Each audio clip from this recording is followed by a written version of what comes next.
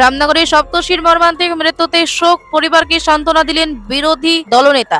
রাজধানীর রামনগরে ডাক্তারি পড়ুয়া সপ্তর্ষি দাস সহ মোট 4 জনকে মেডিকেল ছাত্র উত্তরপ্রদেশের আমরোহা জেলায় দিল্লি লখনৌ জাতীয় সড়কে ভয়াবহ সড়ক দুর্ঘটনায় নিহত হওয়ায় এলাকা জুড়ে শোকের ছায়া নেমে এসেছে। মঙ্গলবার বিরোধী দলনেতা জিতেন্দ্র চৌধুরী সিপিআইএম এর অন্যান্য শীর্ষ নেতৃত্বকে সঙ্গে নিয়ে সপ্তর্ষির বাড়িতে গিয়ে পরিবারের প্রতি সমবেদনা জানান। তিনি বলেন, এমন মর্মান্তিক দুর্ঘটনা কোনোভাবেই সহনীয় নয়। পুরো দল পরিবারটির পাশে রয়েছে।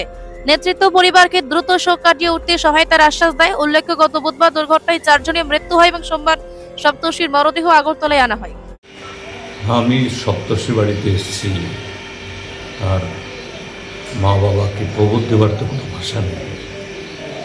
এটা একটা তরতাজা যুবক, শুধু এই পরিবারের জন্য না, এটা গোটা সমাজের জন্য একটা বিরাট ক্ষতি। এই সময়তে আমরা সমাজের পক্ষ থেকে যা করতে পারি, তার পিতামাতা আত্মীয় স্বজনের পাশে দাঁড়াতে পারি, তারা যাতে একটু শক্তি যোগাতে পারেন। কারণ এই শূন্যতা, এটা অপূরণীয় শূন্যতা, এটা পূরণ করা খুবই কঠিন। কিন্তু যেটা ঘটনা ঘটলো, একে তো অস্বীকার করা বা এড়ানোর তো কোনো সুযোগ নেই।